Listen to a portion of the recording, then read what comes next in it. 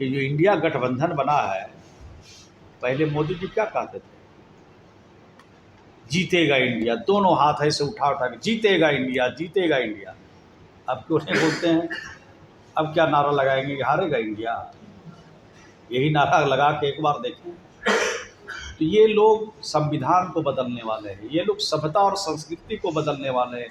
ये सभ्यता और संस्कृति पर चोट कर रहे हैं जिनका आज़ादी के दिनों में कोई योगदान नहीं है। ये भारतीय जनता पार्टी का कोई नेता है जिसको आज़ादी के दिनों में कोई उनका योगदान है? बता दें। नमस्कार, आप देख रहे हैं न्यूज़ फॉर नेशन और मैं सुमित आपके साथ। जमुई के नवनियुक्त प्रभारी मंत्री श्रवण कुमार आज जमुई पहुंचे हैं। कल समीक्षा बैठक करने वाले हैं, अधिकारियों के साथ बैठक कर रहे हैं और कल की जो रूपरेखा है वो तैयार हो रही है। साथ ही पत्रकारों से भी बातचीत हुई है। उन्होंने भारत और इंडिया में जो घमासान मचा हुआ है इसको लेकर के जो बातें चल रही है अभी मीडिया में या खबरों की सुर्खियां बनी हुई हैं, उसको लेकर उन्होंने काफ़ी कुछ कहा है। साथ ही केंद्र सरकार और यहाँ के जो मंत्री हैं गिरिराज सिंह, उन पर भी ज़बरदस्त हमला बोला है। क्या कुछ कह रहे हैं, आइए सुनिए। तो पहला सवाल तो ये है कि सनातन लोकसभा चुनाव जैसे जैसे आ रहा है, वैसे वैसे बयानबाजी तेज हो रही है। अब तो कहा जा रहा है कि जिस तरह से डेंगू और मलेरिया को खत्म किया जाता है, उसी तरह सनातन को भी खत्म कर देना चाहिए, नाश कर देना चाहिए। उदयनिधि स्टालिन का बयान आया है, आप ही के घटक दल। देखिए, हम लोग का मानना है कि जो धर्म जो लोग चलाना चाहते हैं, हम लोग को एतराज़ नहीं है। सभी धर्मों का हम लोग सम्मान करते हैं। कोई मंदिर में पूजा करता है, कोई मस्जिद में नमाज़ पढ़ता है, कोई गुरुद्वारा में मत्था टेकता है, कोई चर्च में पूजा करता है। सभी धर्मों का सम्मान हम समान दृष्टिकोण से करते हैं।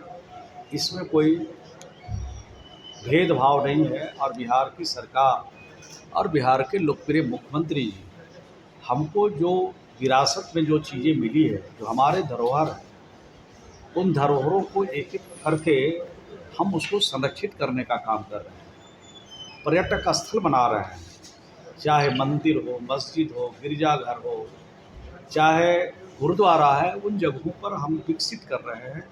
और विकसित करके जो धर्म अवलंबी है उनको विशेष तौर पर वहाँ पर पूजा करने के लिए, भगवान का आशीर्वाद लेने के लिए, अल्लाह का आशीर्वाद लेने के लिए, सब तरह से वहाँ के जगहों को हम लोग संरक्षित कर रहे हैं और डेवलप भी कर रहे हैं, विकास भी कर रहे हैं, ताकि वहाँ पर जाने वाले लोग चाहे पूजा के लिए जाए, चाहे पर्यटक के रूप में जाए, उनको किसी प्रकार की दिक्कत और परेशानी नहीं हो। इसलिए वहाँ पर डेवलप करने का भी काम हम लोग कर रहे हैं। लेकिन वो तो आप ही के घटक दल हैं, तो आपका स्टैंड कुछ और है, उनका स्टैंड कुछ है, ऐसे में तो विद्वेष फैलता है। तो आपको लगता है कि उनको अपने बयान को वापस लेना चाहिए? सब विद्वेष खत्म हो जाएगा। जैसे जैसे चुनाव का समय निकट आएगा, सब विद्वेष खत्म हो जाएगा।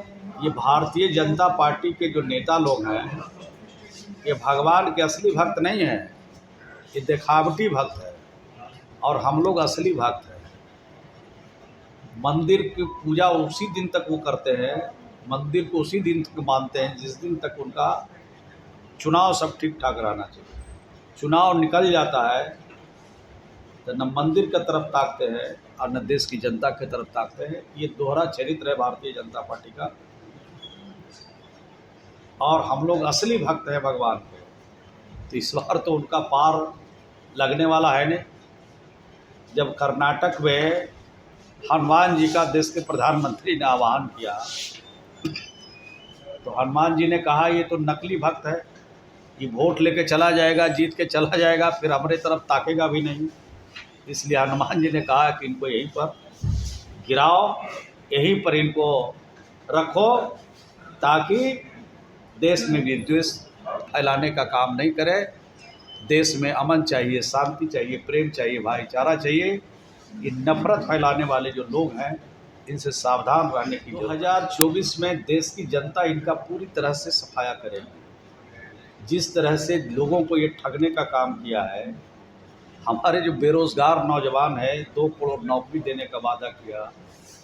जब आप मीडिया के लोगों ने पूछा कि 2 करोड़ नौकरी देने के लिए आपने कहा, तो क्या बोले अमित शाह जी बोल रही थी जो चुनाव के समय जुमला है, इनको समझ चुकी है देश की जनता कि ये जुमलाबाज लोग हैं और इनके झांसे में आगे नहीं पड़ना है और इनकी विदागी 2024 में कर देना है। इसकी पूरी तैयारी देश की जनता ने कर रखी है। सर, एक वक्त था जब लिखा जाता था कि president of India, prime minister of India, लेकिन एक निमंत्रण कार्ड निकला है जिसमें लिखा गया कि प्रेसिडेंट ऑफ भारत। ये इंडिया और भारत का विवाद क्या है?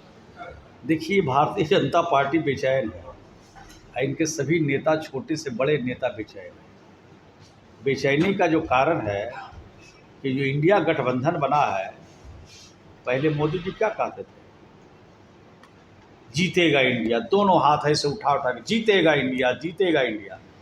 अब क्यों नहीं बोलते हैं? अब क्या नारा लगाएंगे कि हारेगा इंडिया? यही नारा लगा के एक बार देखें। तो ये लोग संविधान को बदलने वाले हैं, ये लोग सभ्यता और संस्कृति को बदलने वाले हैं। ये सभ्यता और संस्कृति पर चोट कर रहे हैं जिनका आज़ादी के दिनों में कोई योगदान नहीं है।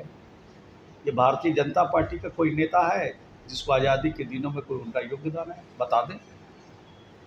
ये आरएसएस जो उनके संगठन है, उनका किसका योगदान है देश की आज़ादी में?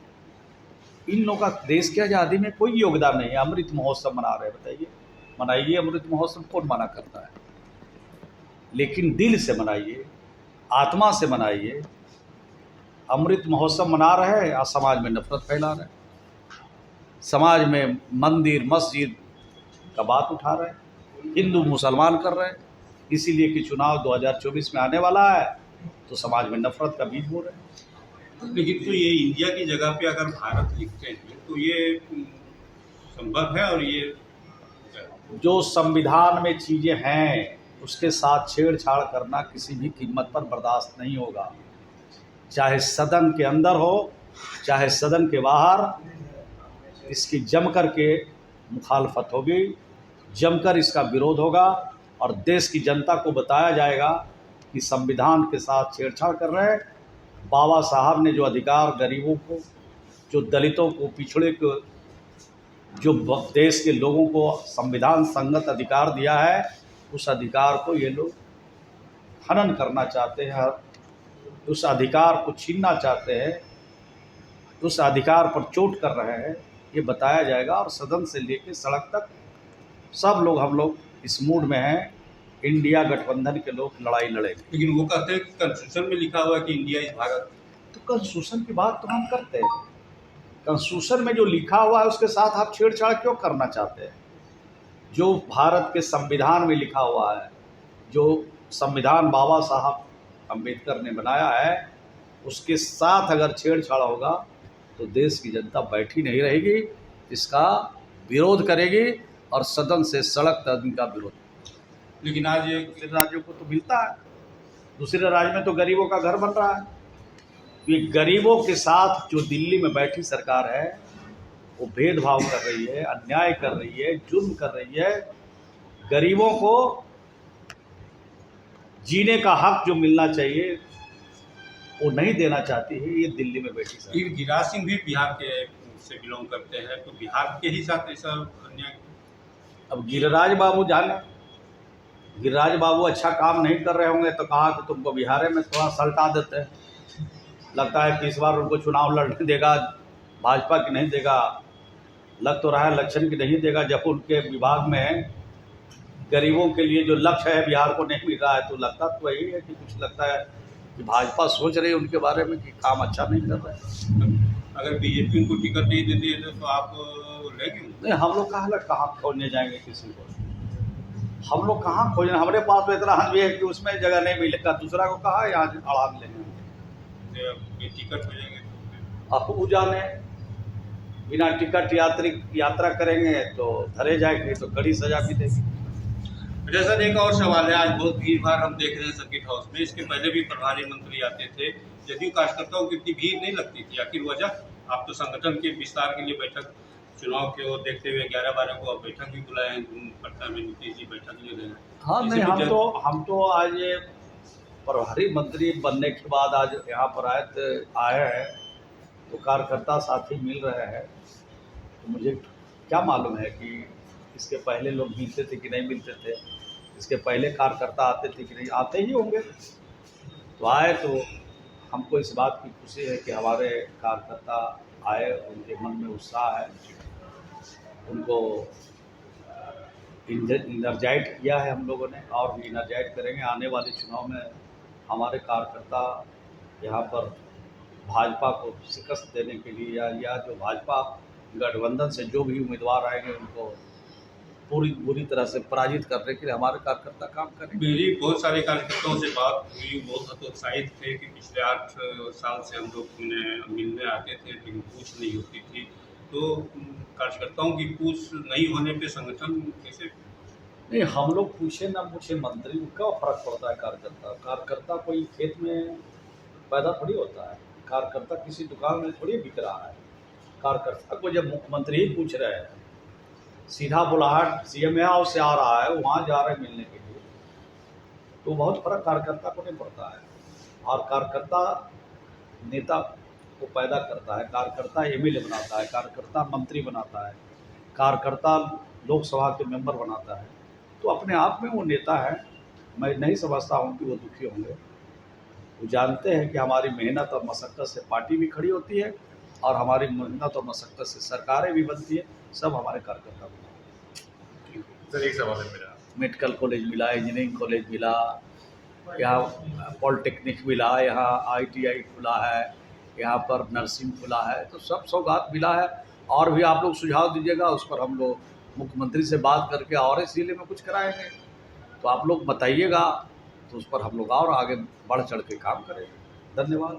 तो सुना आपने क्या कुछ कहा है मंत्री श्रवण कुमार। उन्होंने केंद्र सरकार पर ज़बरदस्त हमला बोला है और कहा है कि केंद्र सरकार को जितनी राशि बिहार को मुहैया करानी चाहिए उतनी राशि मुहैया नहीं करा रहे हैं। साथ ही जो ग्रामीण विकास के मंत्रालय में बैठे हैं बिहार के गिरिराज सिंह मंत्री, उनका भी ध्यान बिहार पर नहीं है। ज़बरदस्त हमला बोल रहे हैं और बिहार की राजनीति पर, इंडिया गठबंधन और भारत पर जो घमासान मचा है उस पर भी उन्होंने देखा क्या कुछ कहा है। बने रहिए हमारे साथ, देखते रहिए न्यूज़4नेशन। धन्यवाद।